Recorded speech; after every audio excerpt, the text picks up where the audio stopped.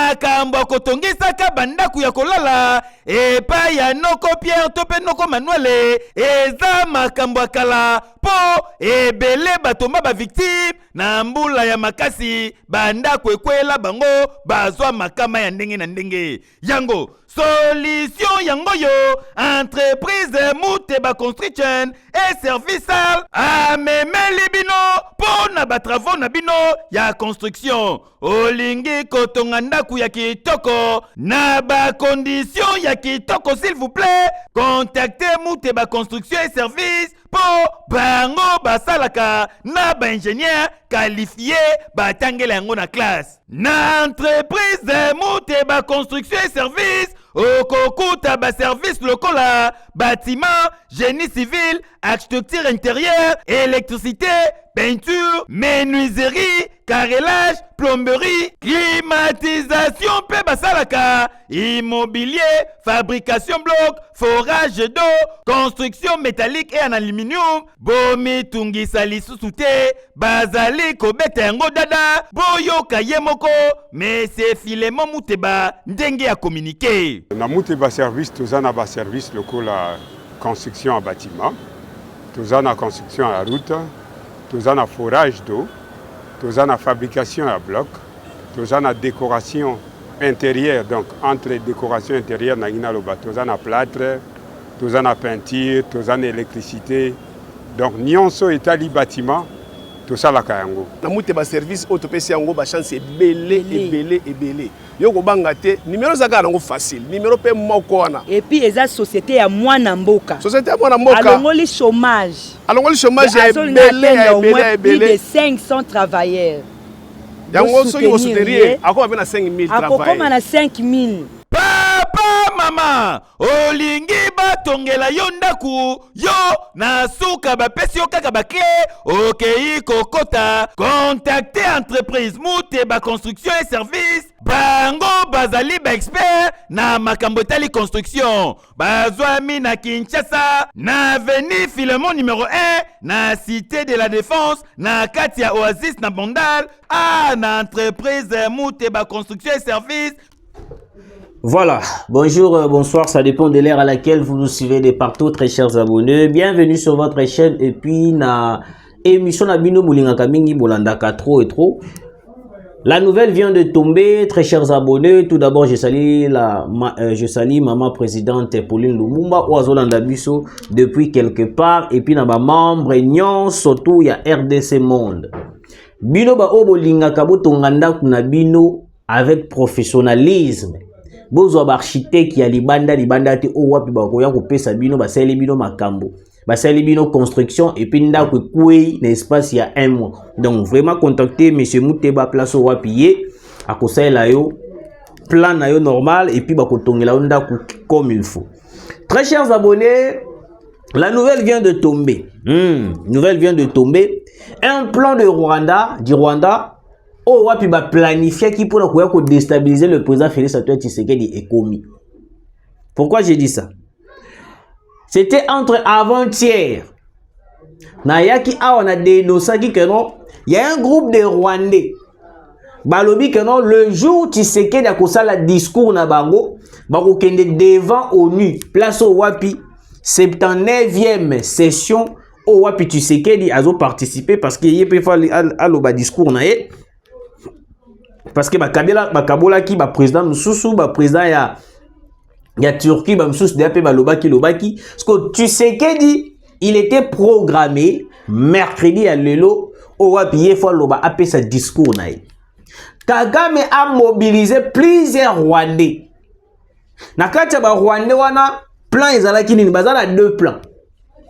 Bakoya bakosala manifestation devant place au siège wana ezali o Tshisekedi ya koloba. Bako brandir ba image drapeau ya RDC bango sko balobi bakoloba nini. Bakoloba kano Tshisekedi akoboma na est de la République. Tshisekedi est un sanguinaire. Tshisekedi est un assassin. Donc ba victimiser Tshisekedi pour que Tshisekedi abima mal vu à la communauté internationale. Jeu des images, jeu des images. Place au wapi déjà. Basali déjà en placement na bango Plazo Wapi Banda déjà déclaration na bango. Voici la photo.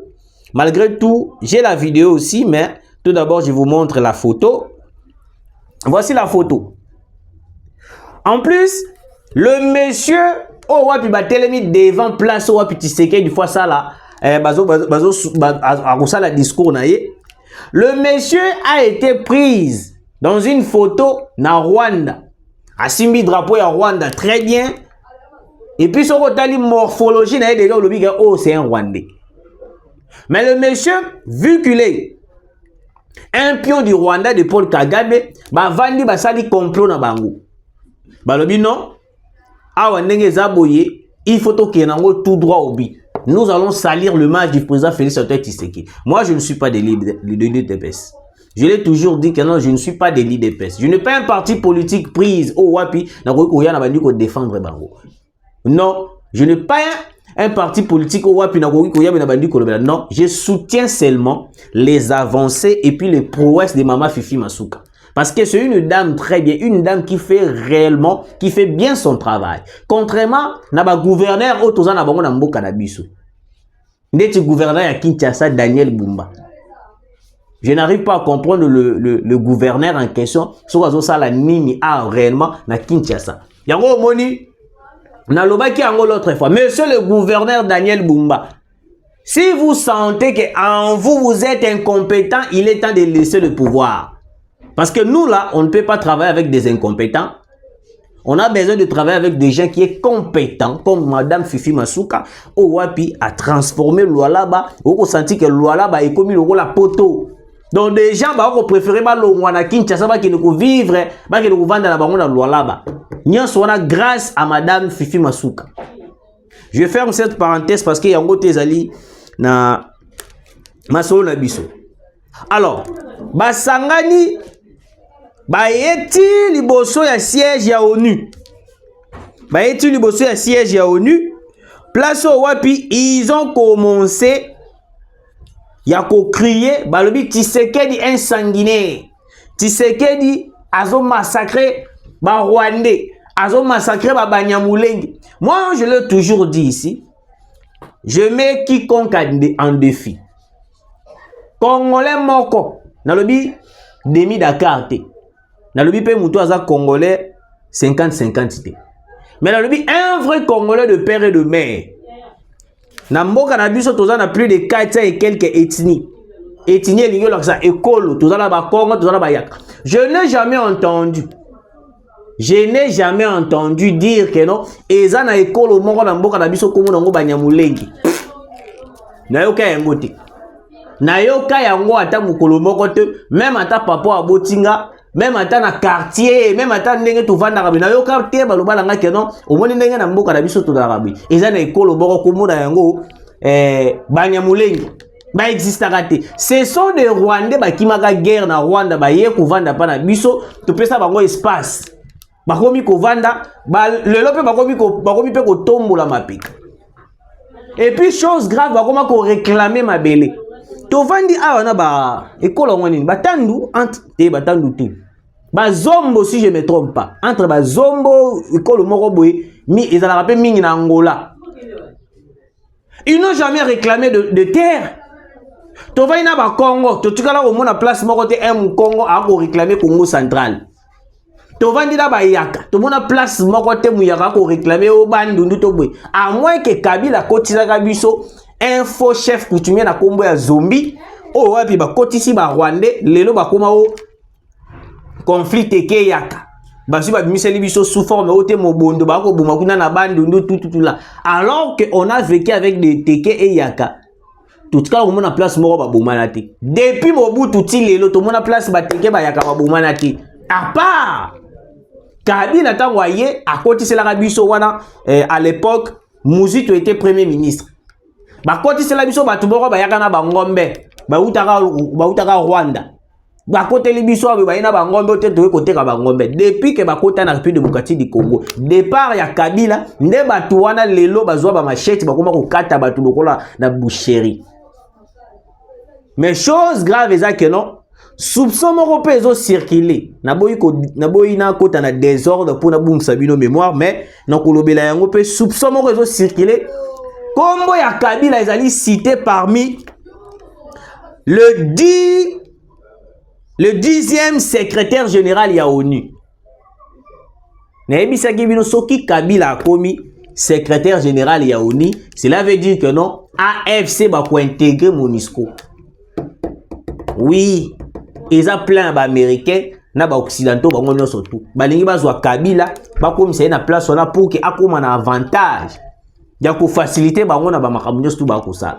C'est clair. Alors, Bayeti Libosoana, Bayeko manifester avec le drapeau de la République démocratique du Congo. Un Rwandais a signé le drapeau de la République démocratique du Congo. Baromi Koganga, Tshisekedi un sanguinaire. RDC is killing. Bazolo makambo ya somme contre le président Félix Antoine Tshisekedi. Parce que deuxième stratégie na bango ezala kinini. Soki Tshisekedi abimi na tribune ya Nations Unies. Abimi ndenge la président azonga msusu na hôtel azovanda. Bango souci na bango ezali ba faire passer le message devant le monde entier et puis ils vont attaquer directement Tshisekedi. Soki osenga baba mama banga baba mama jiba sala ne plan na bango ba préparer. Parce qu'on a minute on est déjà ici, on est presque 14 heures hein. 14 heures tout qui 15 heures. Tshisekedi déjà anga bada discours. Donc na minute je vous alerte de très chers Congolais. Kagame a mobilisé plusieurs Rwandais au wapi bakiti kuna na États-Unis na New York place wapi bazo manifester contre le président Félix Antoine Tshisekedi. Pourquoi? Parce que bamoni Tshisekedi est en train de résister et n'a pas signé d'accord avec le Rwanda. Parce que en ces temps ici, Tshisekedi n'a jamais accepté de signer un accord de brassage mixage au sein de l'armée. Cet accord qui vise à balkaniser la République démocratique du Congo. Sikoyo bandeko nanga na kati ya plan stratégique na bango na Nations Unies Joe Biden alobi boyo ka déclaration à Joe Biden. Les États-Unis d'Amérique rejettent les solutions militaires à la crise dans l'est de la République démocratique du Congo et priorisent le processus de Luanda-Angola. Babandele yango pour la deuxième fois. L'autre fois arrivé ya Mokondiambo ka Félix Antoine Tshisekedi. Balobi que non. Problème il y a RDC et ça problème moko ya Mambandu quitté. Et ça problème moko e ko sengaka basolola. Basololi kuna problème nini? Procédé au biso to tsaki na Luanda nde yango ya ko apporter kimia na kati ya République démocratique du Congo. Bisoto vandi to réfléchir. D'après analyse d'après réflexion j'ai compris que non, les États-Unis d'Amérique, Nations Unies, bato o bako tikalaka jamais aucun jour. Ba porter biso aide na makambo ezali na est de la République. Oui. Parce que on ne peut pas cause na idée ya ko aider bato. Mais sans pourtant, vous continuez à négocier. Vous voulez aider les gens, mais vous continuez à pousser bango, bananini, pour négocier, pour signer un accord dans Luanda. Chose grave. Chose grave. Et puis plus grave encore, Joe Biden a eu décision. Il y a se rendre en Angola pour finaliser tous les complots au bazar pour établir contre la République démocratique du Congo. Boyoka. Cette position des États-Unis est en faveur du Rwanda, malgré le Rwanda le prend légèrement. Je l'avais dit ici, Bandokunanga. Position des États-Unis, ils allaient pour un avantage à Rwanda, parce que le Rwanda est en train na kati ya makambo ya processus ya Rwanda. Rwanda azozala na avantage makasi. Rwanda azozala privilégié. Rwanda azozala poussé parce que soki to kolandela makambo ya processus ya Rwanda, vous allez comprendre que non, na kati ya makambo ya processus ya Rwanda, Les M23 continuent de se renforcer, les M23 continuent d'avancer, continuent, alors que biso awa watoko demeure toujours na kati lokola ya esclavagisme. Vous voyez, très chers Congolais. C'est pour cela, moi, j'appelle à tous les Congolais. Il n'est pas temps, Tomitika, Tomikoti, ça na distraction. Parce que na minute, la communauté internationale, ba communauté ko la tsabiso vrai face na bango que non, bazali na Rwanda. Parce que makambo ba kotina biso que sur la Rwanda, Kagame yé pas bloqué na ngambo na yé pas lobika nini brassage mixage, signature des accords avec le M23. Parce que tant où y a ko neutraliser ba FDLR. Le vrai FDLR bazana 4 à M23. Dites-nous un peu. Est-ce qu'on va neutraliser les M23? Pas de réponse. Si comme Boyoka. Boyoka très bien. Il y a des révélations. De l'autre côté, on pousse Baboyi. Toi appliquer voie militaire. Dans l'Est de la République. De l'autre côté, Tini ba investigateur na bango a na RDC. Balobi boy, les États-Unis s'intéressent à l'investissement en République démocratique du Congo pour la transformation de minerais stratégiques. Nasuki Kawana.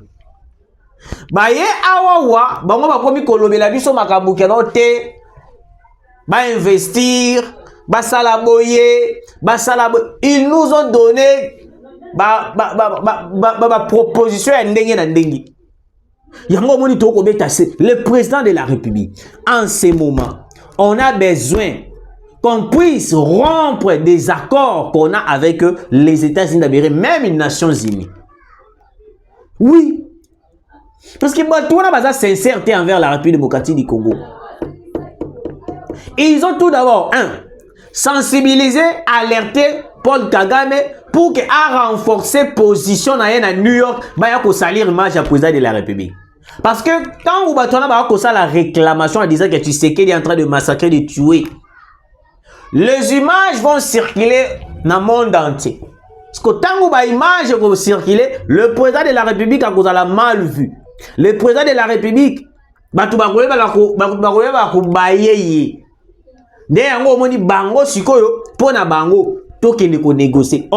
ne négocie pas avec un terroriste.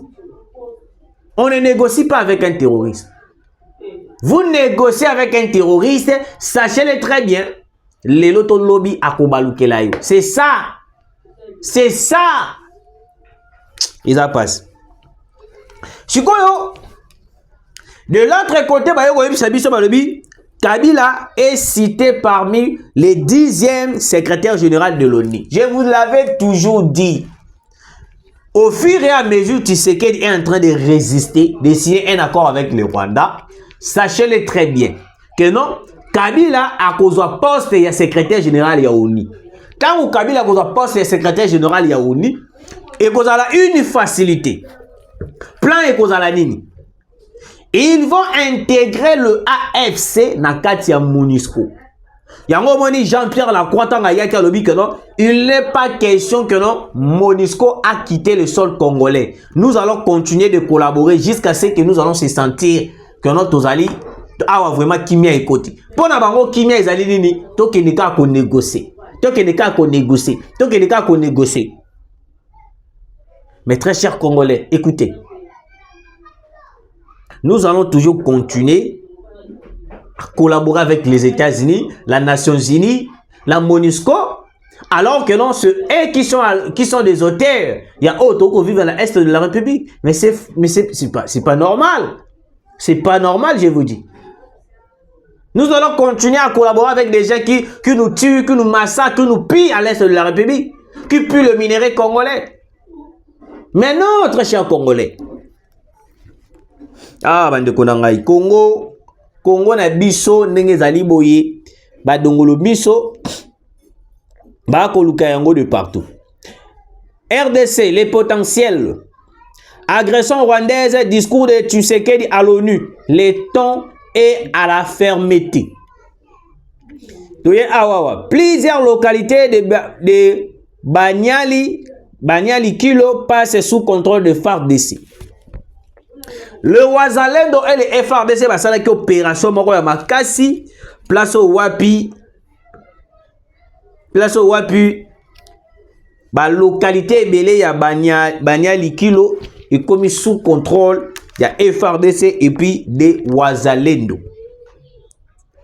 C'est à travers ba prouesse auto kosala na est de la République nde yango moni ba komi kosala complot moko de haut niveau et pas ya bato wala nyo surtout contre la République démocratique du Congo. Oui, parce que la République démocratique du Congo, la RDC Mobimba, souci na bango ezali to signer accord.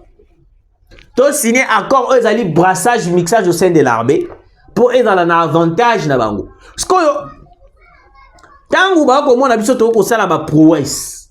Tant qu'on va récupérer ma territoire, ma localité ébélée, ils ne seront jamais d'accord. Yango moni ti ndenge toko continuer na MONUSCO. Des fois je me pose la question, est-ce qu'on a vraiment besoin de voir cette guerre terminée? Mokonzi Mboka Félix Antoine Tshisekedi. Nathan oyoyo. Toza lisu na besoin te toyo kabatu lokola ba Nations Unies, ba ONU wana, ba MONUSCO, ba États-Unis. Tout ça, on a besoin de Kabangote. Tu as vu déjà vrai face à Bango, ils ont dit complot contre la République. Parce que nous risquons de voir Makambo comment en 1994-95. L'avion de Biarimana a abattu par Paul Kagame en complicité avec les Américains. Est-ce qu'on aura besoin de voir cette tragédie arriver en République démocratique du Congo? Non. Yango omoni Mokonzi Mboka, il faut s'imposer. Ndenge le président de Burkina Faso, Ibrahim Traoré, ndenge akoma ko s'imposer contre les Occidentaux. On doit donner notre position. Yango omoni la RDC n'a pas de position. Et dans makambo oyo, monsieur le président de la République, voyez-vous un peu les complots oyo ba Rwandais ba sali pour na ko salir image na New York. Vous réfléchissez, monsieur le président de la République. Est-ce que vous réfléchissez, monsieur le président de la République? Dans le stade où le Congo est menacé, on a besoin de votre soutien. On a besoin de vous, monsieur le président de la République. Parce que dans le Congo va partir. Ceux qui ont s'agenouiller devant la communauté internationale, devant l'ONU, devant la MONUSCO, le Congo va partir. Kabila a cité parmi les gens, Wapi, Azali déjà na poste ya secrétaire général ya ONU.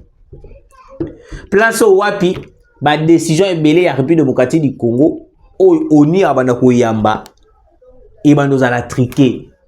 Donc les gens là veulent à tout prix bloquer la République démocratique du Congo partout. Pour n'abango le Congo doit être bloqué, le Congo doit toujours être sous l'esclavagisme de la communauté internationale. Mais non, très cher Congolais. Mais vous allez voir un Congolais qui n'a pas la connaissance politique. Il vient à la télé, ou soit il vient par les réseaux sociaux, en train de dire que l'autre est Kabila Zonga, Kabila Salab, Kabila Salab. Là, il faut être mal à la tête, il faut avoir de maladie mentale. Excusez-moi. Parce qu'un vrai Congolais de père et de mère, jamais encore que Kabila Zonga la pouvoir. Un Rwandais. Une personne qui a trahi la République démocratique du Congo, Yokolobane Zonga la pouvoir. C'est bizarre, hein? Merci de nous avoir suivis, très chers abonnés. Partagez l'émission, commentez, comme ça la mission fait trop bien. Tukutani Mbalasini.